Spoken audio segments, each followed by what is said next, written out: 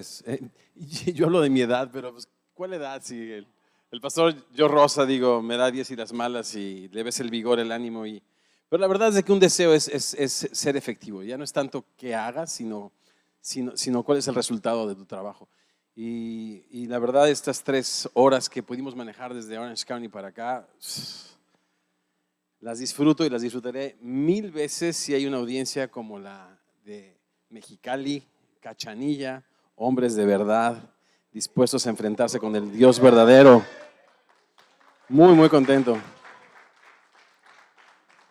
Bueno, pues en la mañana les platicaba acerca del qué, la palabra de Dios, su suficiencia y sus efectos. Hicimos una lista triple, si se acuerdan. Una de ellas era sus títulos, después sus características y finalmente sus efectos en nuestra vida. Ahora vamos a platicar un poco acerca del cómo, un par de reflexiones acerca del cómo. Y esto es cómo interiorizarla. El tema de esta charla es ¿cómo lees tu Biblia? Así de sencillo, es un título muy, muy, muy simple. ¿Cómo lees tu Biblia? Y el texto, ya se los encuentro.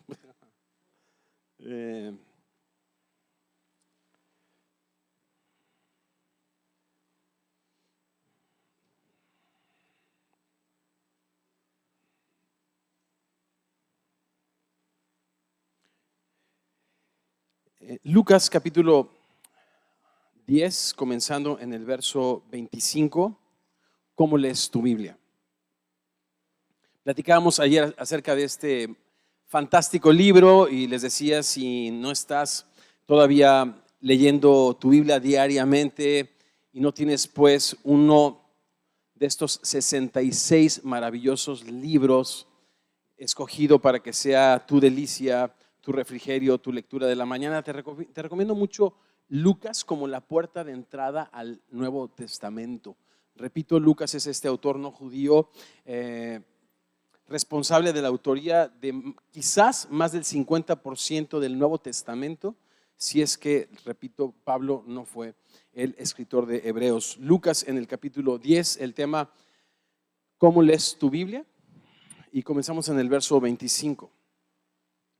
He aquí un intérprete de la ley se levantó y dijo, para probarle, Maestro, ¿haciendo qué cosa heredaré la vida eterna?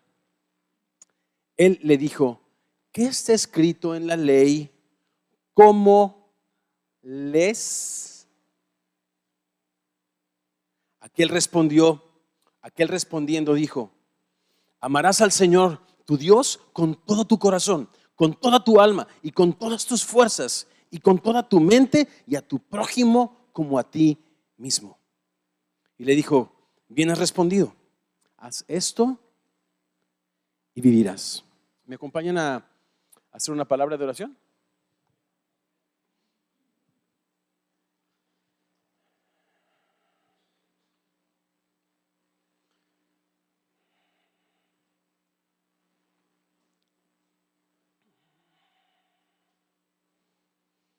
Hablaste, Señor, de que vendrían tiempos de hambre y de sed, no de comida ni de bebidas, sino de tu palabra, Señor. Y, Señor, oro que estos tiempos hayan llegado a Mexicali. Señor, a estos varones preciosos que tú quieres usar para seguir extendiendo tu reino a lo largo y ancho de esta amada ciudad, Señor. Dios, queremos rogarte que abras nuestros ojos para que veamos las maravillas de tu ley en tu palabra y contemplando tu gloria como en un espejo, Señor, seamos transformados como tu imagen por tu Espíritu. Oramos esto y más en tu precioso nombre. Amén. Y del capítulo 9 al capítulo 19, Jesucristo ha emprendido un viaje a Jerusalén. Ha terminado su ministerio en Galilea y ahora se ha dedicado a viajar con sus discípulos y a interactuar con muchas personas en este fantástico viaje. 50% del contenido de Lucas es de autoría original, no tiene paralelos en Marcos, no tiene paralelos en Mateo. Fantásticas historias como la de Zaqueo y como la que vamos a leer juntos a continuación aparecen solo una vez en la Biblia y están en este corazón o en el corazón de este fantástico libro Lucas. Y en este viaje que Jesús emprende hacia Jerusalén para ofrecer su vida en sacrificio por todos nosotros, de acuerdo a la voluntad del Padre, cumpliendo las Escrituras y todo lo que estaba escrito acerca de él, se encuentra este hombre que se acerca a Jesús. ¿Para qué dice el texto? Para probarle. Es triste que haya todavía personas que se acercan a Jesucristo con los motivos incorrectos. Y me llama mucho la atención que aún para estas personas el Señor tiene paciencia, misericordia y revelación. Y entonces le dice, ¿haciendo qué cosa heredaré la vida eterna?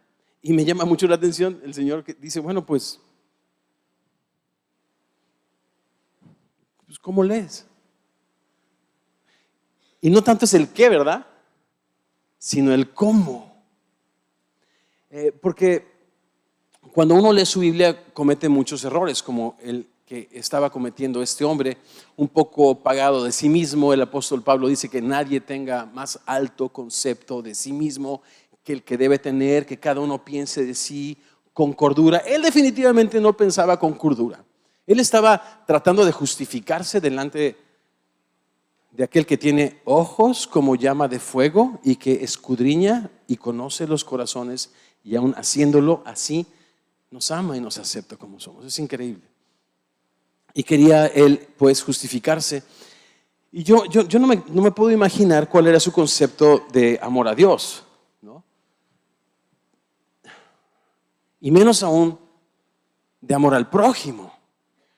Seguramente como un intérprete de la ley y como una persona religiosa, él estaba pues irreprensible en los mandamientos de la ley, no en el espíritu de la ley, como Jesús nos lo explica en Mateo 5, cuando él dice, ustedes escucharon, no matarás, pero el espíritu detrás de ese mandamiento es que cualquiera que se enoje contra su hermano es culpable de juicio, ¿no? Entonces, ¿cómo lees tu Biblia? Él sin duda quería justificarse y pensaba que esto de dar sus diezmos, esto de dar sus ofrendas, esto de celebrar las fiestas, esto de no toques, no gustes, no manejes, esta cuestión externa de purificación, era todo lo que Dios veía cuando la Biblia dice que el hombre mira lo que está delante de sus ojos, pero lo que Dios ve es el corazón. Entonces, me gusta que Jesús dice, bueno, ¿y cómo lees? Y este hombre le dice lo que está escrito y Jesús le responde, haz esto y vivirás. Pero la siguiente pregunta es interesante, ¿no les parece? Queriendo justificarse a sí mismo, él le pregunta a Jesús y le dice, ¿quién es mi prójimo? Entonces, ¿cómo lees tu Biblia? En primer lugar, yo pienso que necesitamos leer nuestra Biblia literalmente.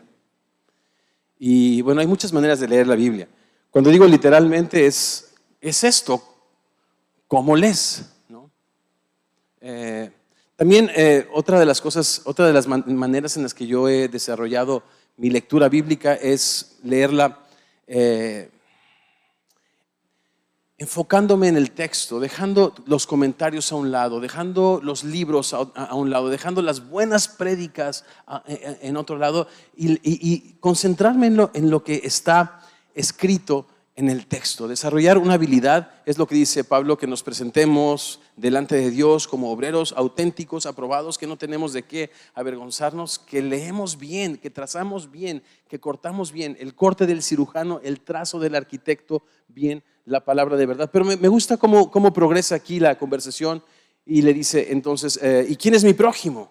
Y Jesús cuenta esta historia que, repito, no está en ningún otro lugar de la Biblia y es una joya bíblica. Si están conmigo, estoy en el verso 29. Y esa es la respuesta del Señor a ¿quién es mi prójimo? Respondiendo Jesús, dijo, un hombre descendía de Jerusalén a Jericó y cayó en manos de ladrones, los cuales le despojaron. Hiriéndole, se fueron, dejándole medio muerto. Aconteció que descendió un sacerdote por aquel camino y viéndole, pasó de largo. Asimismo, un levita, llegando cerca de aquel lugar, viéndole, pasó de largo. Pero un samaritano que iba de camino vino cerca de él y viéndole fue movido a misericordia. Y fíjate esto, acercándose, vendó sus heridas y echándoles aceite y vino y poniéndole en su cabalgadura, lo llevó al mesón y cuidó de él. Otro día al partir sacó 2 denarios y lo dio al mesonero y le dijo: cuídamele, y todo lo que gastes de más yo te lo pagaré cuando regrese. ¿Quién pues de estos 3 te parece que fue el prójimo del que cayó en manos de los ladrones? Este hombre dijo: el que usó de misericordia con él.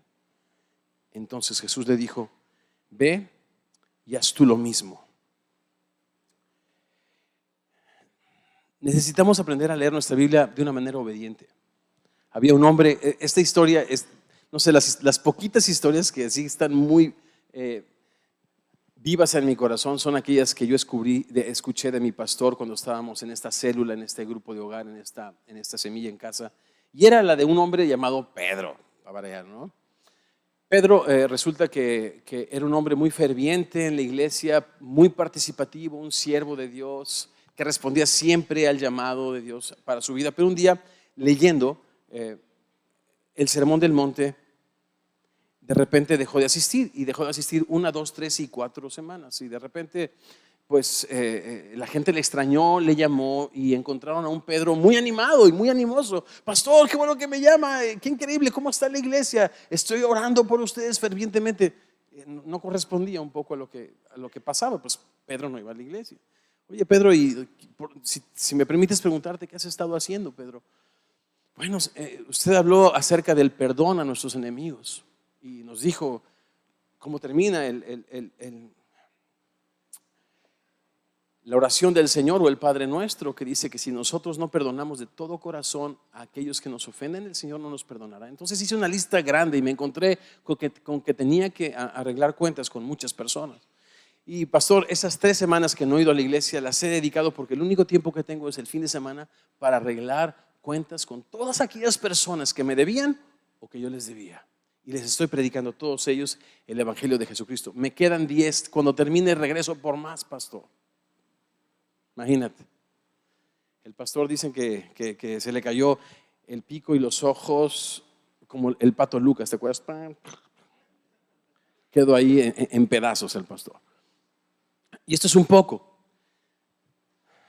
Cuando nosotros leemos nuestra Biblia, ¿qué tanto de lo que leemos ponemos por obra? Y eso es lo que explica Santiago, porque el que mira a la perfecta ley, a la de la libertad y después se olvida, es como aquel hombre que considera su rostro en un espejo y después se va, ¿no? Es como si nos entrara la palabra de Dios por un oído y nos saliera por otro. Pero este tema en particular es muy interesante porque aquí yo pienso que hemos embellecido mucho el texto diciendo, no, el buen samaritano, y de hecho la palabra buen samaritano se ha convertido en proverbio de una persona compasiva, de una persona que considera la calamidad en su prójimo y trata de hacer algo. Pero leyendo bien el texto, vemos 3 constantes y una variable entre estos 2 religiosos y el samaritano, que por cierto es bien interesante que Jesús use un samaritano, porque en el capítulo 9, saliendo de Galilea, afirmando su rostro para ir a Jerusalén, pasa por Samaria, y en Samaria le ven su rostro como de ir a Jerusalén y no lo reciben, lo rechazan, ¿no? Isaías 53 dice que el Señor ha sido desechado y despreciado y rechazado por los hombres, varón de dolores, experimentado en quebrantos, y el Señor pasa por Samaria y sufre un rechazo y lo corren, ¿no? Y de repente empieza a interactuar con estas personas y el Señor, con una gran benevolencia hacia los samaritanos que lo han corrido, pone como ejemplo esos dos religiosos y un samaritano. ¿No se te hace muy interesante? Cuando este hombre es confrontado con esta historia y cuando Jesucristo le responde, ¿quién de estos tres te parece que es el prójimo de aquel que cayó en manos de los ladrones? Este hombre es tan soberbio, este hombre es tan orgulloso, este hombre mira a sus semejantes muy por debajo, ¿verdad? Que no puede decir el samaritano. Dice, el que usó de misericordia.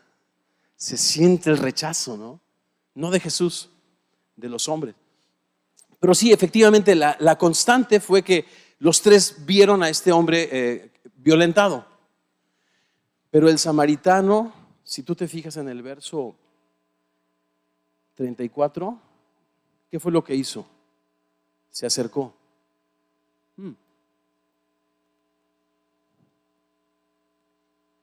Los tres vieron, solo uno que se acercó.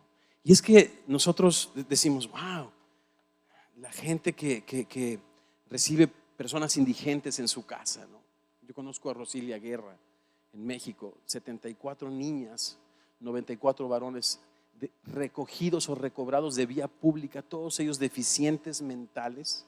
Y mi hermana, antes de morir, pasó sus últimos años en esa institución que depende no del gobierno, ni siquiera de una iglesia, ¿no? Sino de la gracia y de la misericordia de Dios, de esta persona. Y todo, yo le llamo, se llama Rosilia Guerra. Cuando estaba yo en el Club 700, le hicimos su historia y la puedes tú buscar en YouTube, la historia de Rosilia Guerra, Club 700 hoy, es una historia fantástica. Pero decimos, bueno, es que es gente muy especial, ¿no? Es que es gente pues, con un corazón muy grande, ¿no? Es gente con... Pero cuando tú ves la historia del buen samaritano, el buen samaritano simplemente hizo lo que Dios nos manda a todos a hacer, no ser indiferentes. Porque si tú tienes bienes de este mundo y ves a tu hermano tener necesidad y cierras tu corazón para con él, ¿cómo puede morar el amor de Dios? Ese amor que dices tener por aquel que hizo el cielo y la tierra con todo tu corazón, con toda tu alma y con toda tu fuerza.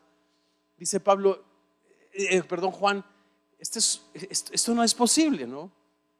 Ahora, volviendo a la historia del buen samaritano. Lo único que hizo el buen samaritano, ¿sabes qué? Fue leer su Biblia obedientemente, fue acercarse. Y Dios le movió a misericordia. ¿Qué es lo que necesitamos hacer nosotros? Acercarnos. Ahora, yo me he dado cuenta a través de estas décadas que he caminado con el Señor, que he leído la Biblia ni literalmente ni obedientemente. Porque de repente he pensado que la Biblia es un libro de terapia emocional para yo sentirme más feliz. Y cuando la revisas, y cuando revisas los evangelios, te das cuenta que los evangelios efectivamente es la culminación o el clímax del plan de Dios para las edades, ¿no? Y es finalmente la presentación de aquel Mesías que fue anunciado por los profetas, que era el cumplimiento de la promesa que Dios habría de hacer a Abraham, a través del cual Dios bendeciría a todas las naciones. Ahora, yo leo mi Biblia y cuando veo ese Mesías en Nazaret, ¿verdad?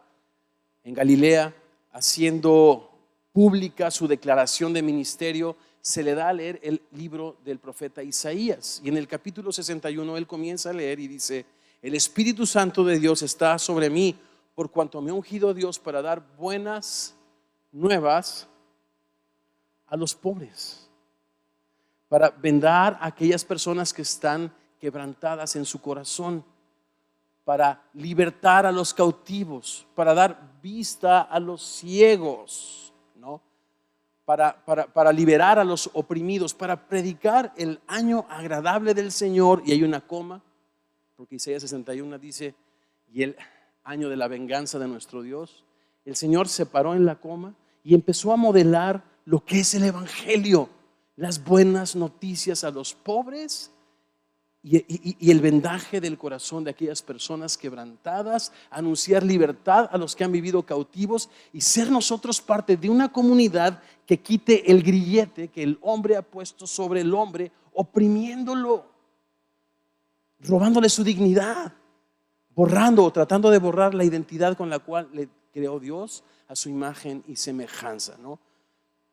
Entonces yo veo esta historia impresionante porque todo lo que tú lees en el Evangelio de Lucas es el enfoque de Jesucristo redimiendo a las personas marginadas.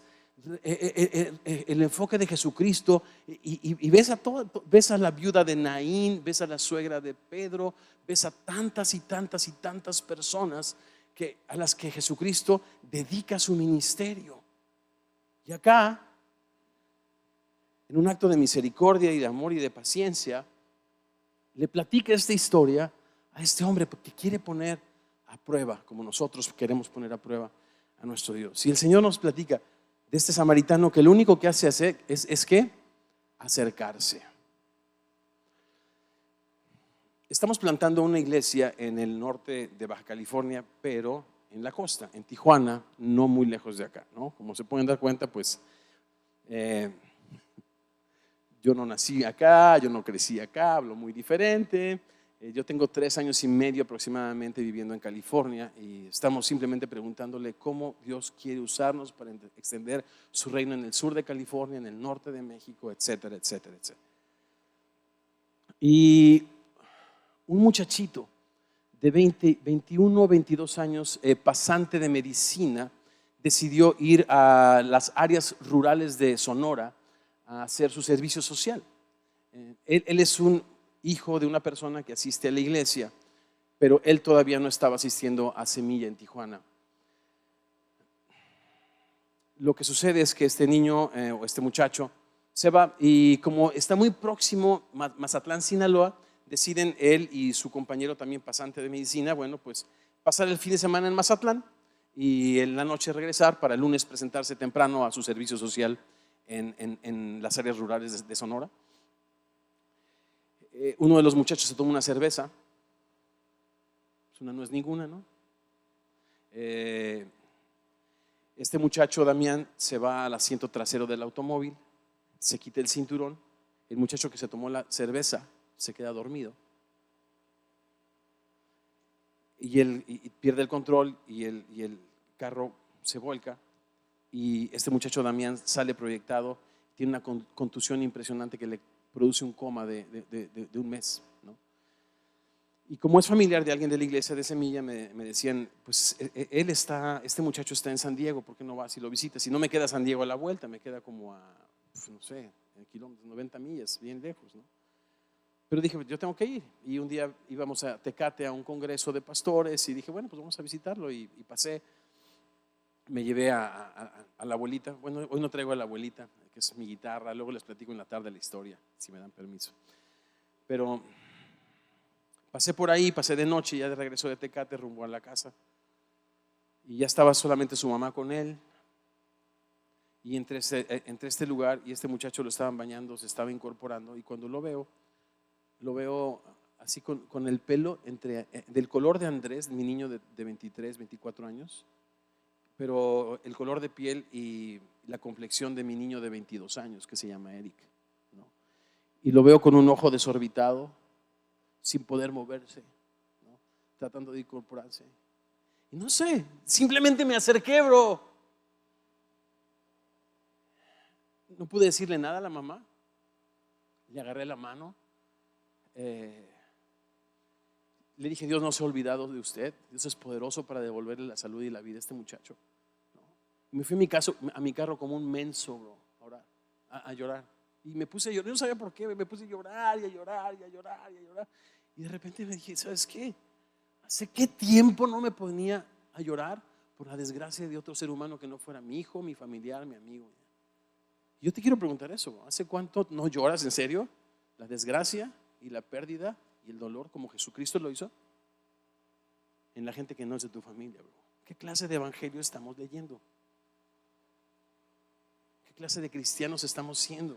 Que vemos la Biblia como un libro de terapia y no ¿no? Este manual que nos presenta la gloria de Dios, el plan de Dios y la esperanza de Dios para un mundo roto que espera el regreso glorioso de nuestro Señor, mientras su pueblo se activa, se moviliza para extender el reino de Dios a cada rincón, ¿no? Entonces yo me fui a llorar y la verdad es de que he estado en esta nueva etapa de mi vida. He vivido muchas etapas como cristiano, ¿no? Les platicaba que yo recibí a Cristo, se reveló Él a mí cuando yo tenía 22 años, en el 83. Ya perdí la cuenta de las edades, 21 años, 22, no sé.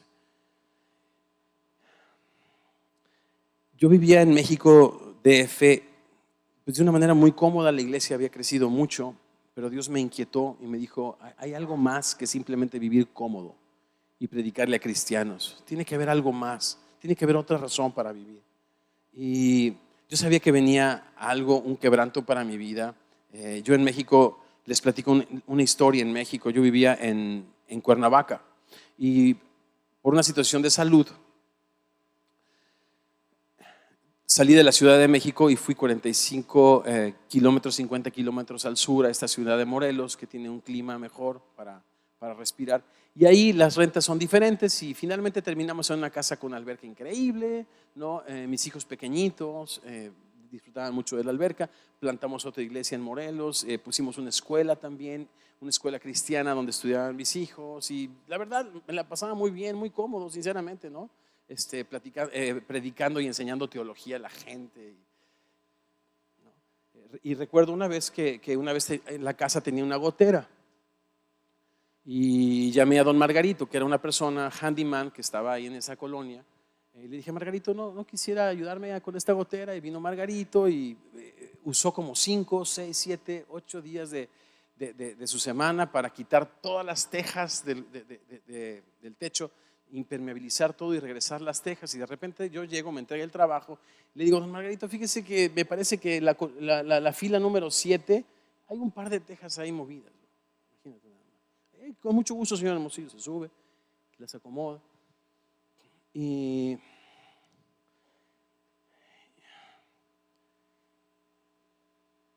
yo le pregunto: ¿cuánto le debo? Me dice: lo que usted me quiera dar, señor Hermosillo. Y dije: pues increíble, ¿no? Qué oportunidad para ahorrarme unos pesos. Porque la Biblia se escribió para mí, para que yo sea más feliz, ¿no? Yo ya soy salvo, Cristo viene pronto, ¿no? Mis amigos todos son fresas, ¿no? Les encanta cómo enseño. Pues ok, Margarito, yo no recuerdo cuánto le di, pero lo que recuerdo es que yo no fui generoso. Nunca le pregunté si estaba casado, no le pregunté si sus hijos iban a la escuela. Lo que un cristiano, un discípulo de Jesucristo, que debe de caminar como Él camina. Y me da mucho dolor, bro. Me da mucho dolor porque después yo fui a Chicago. En su sabiduría Dios me dijo: yo te voy a desarraigar de ahí. Y recibí una invitación de una iglesia mega fresa, bro. 22,000 personas. Pastor Bill Hybels, según la revista Times, el líder más influyente cristiano. Es el papá de Maxwell y el papá de todos, bro. Bill Hybels, no, de verdad, es en serio. Pero yo dije: no, pues claro, pues yo soy de fresa, bro. Soy de la crema innata. Claro, por supuesto. Y recuerdo el primer día que llegué a mi oficina, man. Yo sentí que Dios me decía: aquí vas a aprender a trabajar con gente que piense diferente que tú, porque has estado entrenando a gente que piensa como tú, y si alguien no piensa como tú, entonces ya no juegas, ¿eh? Pero yo te voy a enseñar a pensar. Recuerdo que la primera reunión con voluntarios, una de las muchachas me dijo: lo que usted necesita, pastor, es una secretaria, consígasela. Yo: ahora, ¿no? Empecé a hacer. La verdad, me empezaban a maltratar los latinos de una manera muy interesante, ¿no? Mientras los gringos, así súper orientados en los procesos, súper anticipados, súper comunicados, etcétera, etcétera, etcétera, etcétera, etcétera. Empecé a conocer por nombre a todas aquellas personas que yo en mi país nunca les di una oportunidad, que nunca les extendí. Solamente me interesaba decirles: bueno, cree en el Señor Jesucristo y serás salvo, pero ¿qué sé de tu vida? Abrazarlo como comunidad. y ayudarle como el buen samaritano a sanar sus heridas, como Jesús enseñó y como Jesús lo declaró en Marcos 4 y en Isaías 61.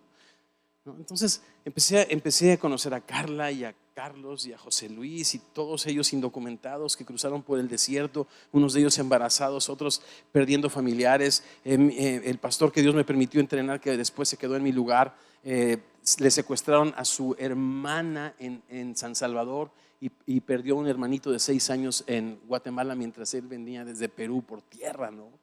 Dije, wow. ¿Y por qué viene la gente? Pues por falta de oportunidades y porque los cristianos estamos en nuestras 4 paredes, bro, porque estamos queriendo ser cada día más felices y tratando de ser más felices somos más infelices, ¿no? Ese es mi caso. Y Leslie de Guatemala, 23 añitos, una marimbita de hijos, así 23 años y tenía como 7 hijitos, una marimba, bro. Siempre los guatemaltecos y los chiapanecos se han peleado por decir de quién es la marimba. Cuando yo conocí a Leslie y le vi la marimbita de chavitos, dije, no, pues sí, de Guatemala, la verdad, ni hablar. En esta iglesia, Willow Creek, existe un ministerio que se llama CARS y son estos donadores de automóviles que a cambio de deducción de impuestos, tampoco te vayas a pensar que son muy generosos, ¿no? Digo, así la que usted está la cosa, así, donan sus carros y hay un grupo de voluntarios, eso sí, bien generosos, que los dejan funcionando al centavo, de manera que la iglesia puede ofrecer estos carros a personas como Leslie, mujeres, jefas de familia que necesitan un transporte para poner pan en la mesa de sus hijos.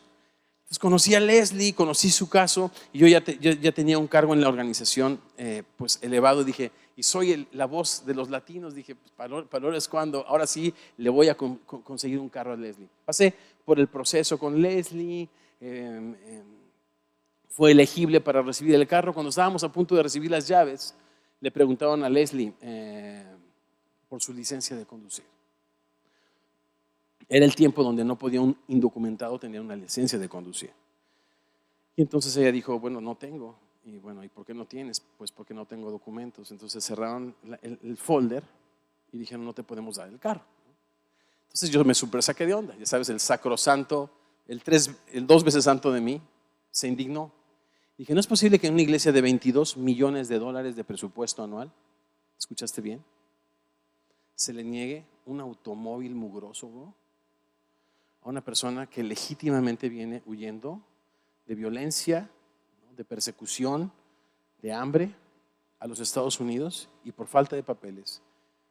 Número 2, yo decía, no es posible que se tenga más sensibilidad para las misiones en Tailandia y en el otro lado del mundo, cuando en el backyard o en la cuadra de atrás de su casa hay gente literalmente en Estados Unidos en un grado de miseria que nunca he conocido en Latinoamérica, sinceramente, porque no solamente es la miseria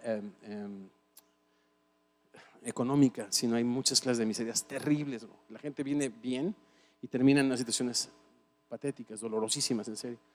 Entonces empecé a mover mis palancas, ninguna palanca funcionó. Cuando el sistema gringo te dice no es no, tan, hazle como quieras, bro. Entonces yo salí a los lagos increíbles de Willow Creek y me empecé a enojar, empecé a llorar, pero esta vez de coraje, y decía, no puede ser que una organización, y todo lo que te acabo de decir.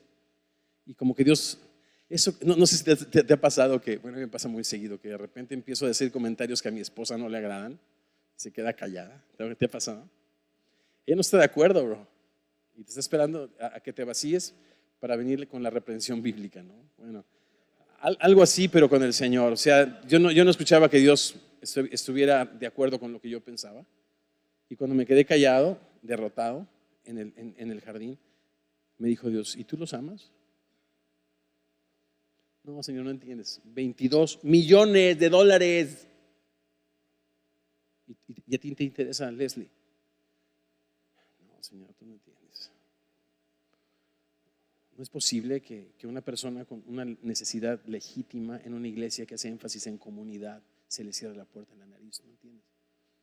¿Y qué estás dispuesto tú a hacer por ella? ¿Cómo lees tu Biblia, bro? ¿Como un libro de terapia? ¿O como un libro de instrucciones y de propósito y de enseñanza y de crecimiento para la vida. ¿Cómo lees tu Biblia? No, pues ahí viví una segunda conversión.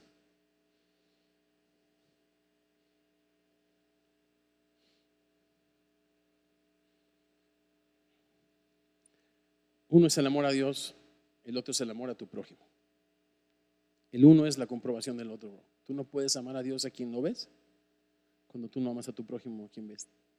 Así de simple, bro. Me encanta que yo, Héctor, hago las cosas muy complicadas, pero Jesús nos la pone muy simple, bro. Después de 7 años de una vida muy fresa en Chicago, Dios me dijo, tienes que moverte de ahí.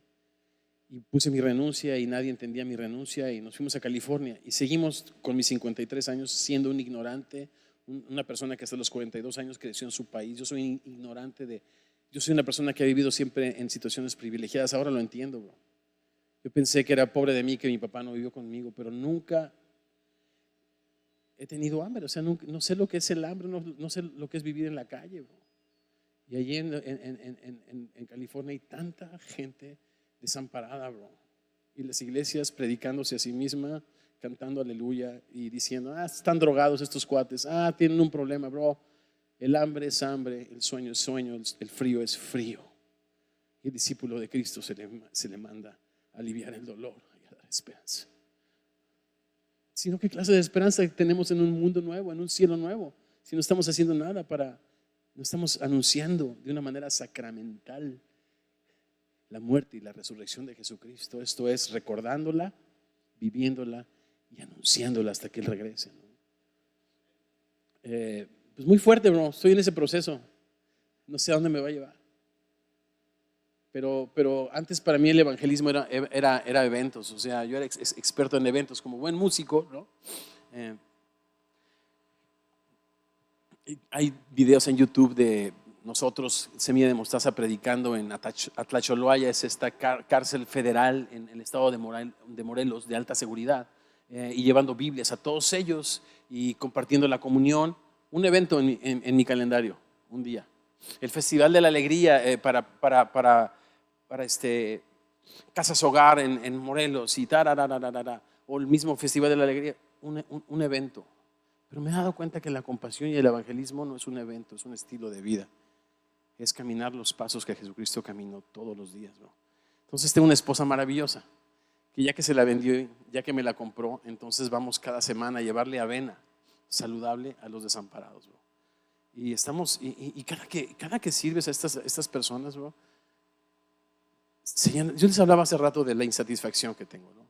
He pasado por años complicados, sinceramente, en los que ni la religión me sacia, ni tocar mi guitarra sacia, ni nada de lo que hago sacia. Pero cuando estoy con los desamparados, bro, encuentro que mi vida tiene propósito y sentido. Entiendo que dándole un vaso de agua a estas personas se lo estoy dando al Señor, bro. Estoy entendiendo que estoy extendiendo, sirviendo al menor. ¿A quién sirves? Recuerda nada más esto.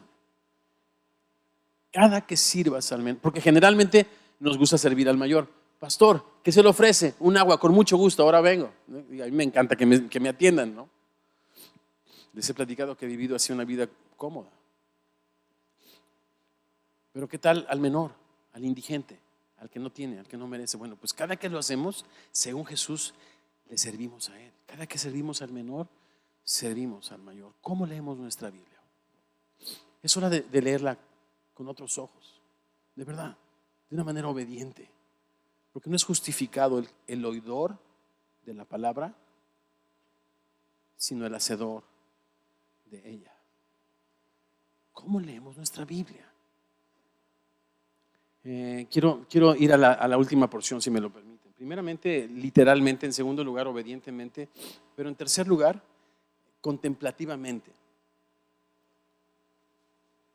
Esta parte me gusta. Recuerden que el prólogo de Lucas, ayer lo leíamos, nos dice este hombre de ciencia que investigó y organizó diligentemente todas las cosas que fueron ciertísimas para que nosotros conozcamos bien la verdad de aquello en lo que hemos sido instruidos. En otras palabras, el orden de estas historias es poderosísimo y lo vas a notar conmigo.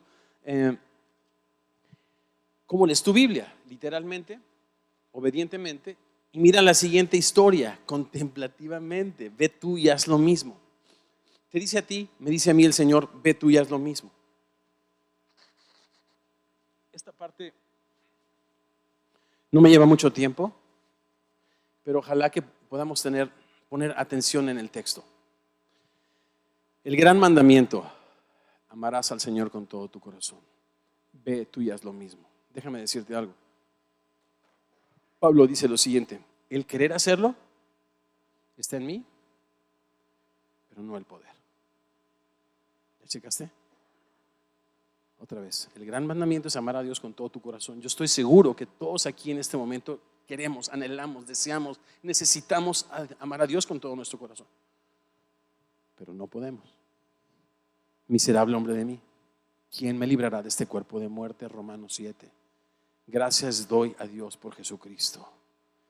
Cuando lees la Biblia contemplativamente, eres transformado a su imagen por su espíritu. Y lo que era, escucha bien esto, lo que era un mandato, amarás al Señor tu Dios con todo tu corazón, se convierte en una promesa. Amarás al Señor tu Dios con todo tu corazón. Porque es aquel que hace las cosas poderosamente en ti. Es aquel cuya plenitud todo lo llena en todo, el que lo promete. Amarás al Señor es un mandato.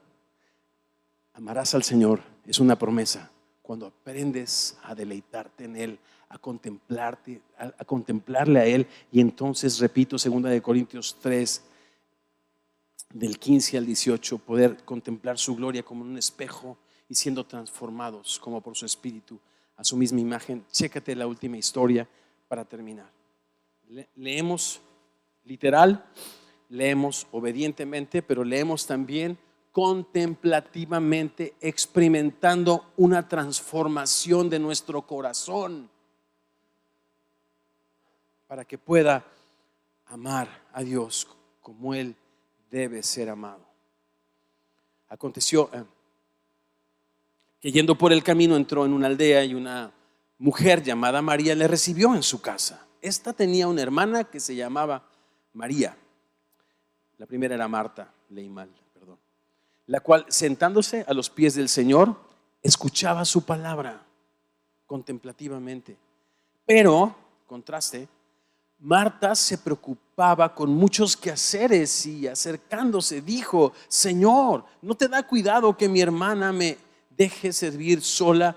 Dile pues que me ayude. Respondiendo Jesús le dijo: Marta, Marta, afanada y turbada estás con muchas cosas, pero solo una cosa es necesaria. Y María ha escogido la buena parte, la cual no le será quitada.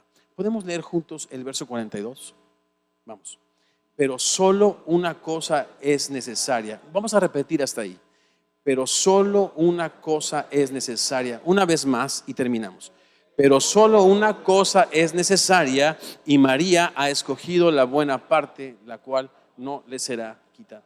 ¿Cuántas cosas al hombre le son necesarias?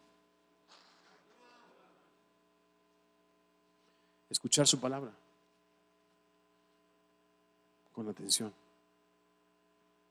Por supuesto que el Señor está esperando que la pongamos por obra, pero antes de poner por obra necesitamos escucharla y que este amor en abundancia en nuestro corazón y esta produzca el fruto y cumpla el propósito por el cual ha sido enviada, ¿no? Y esa es la promesa en Isaías, porque como cae la lluvia del cielo, ¿no? Y la nieve, y da pan al que siembra y al que come, mi palabra no vuelve a mí vacía, produce un fruto en nuestro corazón su palabra.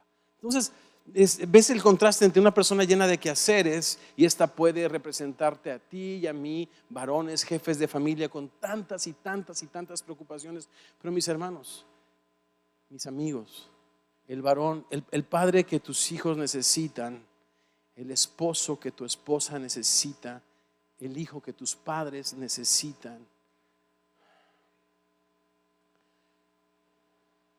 será producido de una manera milagrosa cuando nosotros aprendamos a escuchar su palabra de una manera literal, obediente y contemplativa, y suframos una transformación de dentro hacia afuera como por su Espíritu en nuestras vidas. Eso dice 1 de Juan, capítulo 5:2. En esto sabemos que amamos a los hijos de Dios cuando amamos a Dios y guardamos sus mandamientos. ¿Cómo poder amar a Dios? Yo les dejo esta idea. Porque les digo una cosa, en estos 30 años yo he batallado con esta onda de querer amar a Dios, pero no pude. Y cuando estoy en comunión con Él, cuando su palabra mora en abundancia en mi corazón, cuando la guardo en mi corazón, cuando la medito, cuando ella es mi alegría, ella es mi sustento, ella es mi delicia, bro, las cosas son diferentes. Y en sus alturas el Señor me hace andar. Más tarde vamos a cantar unas canciones, si me acompañan, y quiero darles, antes de despedirnos, algunos principios de cómo hacer de la lectura diaria una experiencia y cómo mejorar nuestra vida de oración también diaria. No se lo pierdan y vamos a estar cantando un poco. Gracias por su atención. ¿Qué tal si terminamos orando? Dios bello, gracias por tu palabra. Gracias por tu palabra, Señor. Gracias, Señor.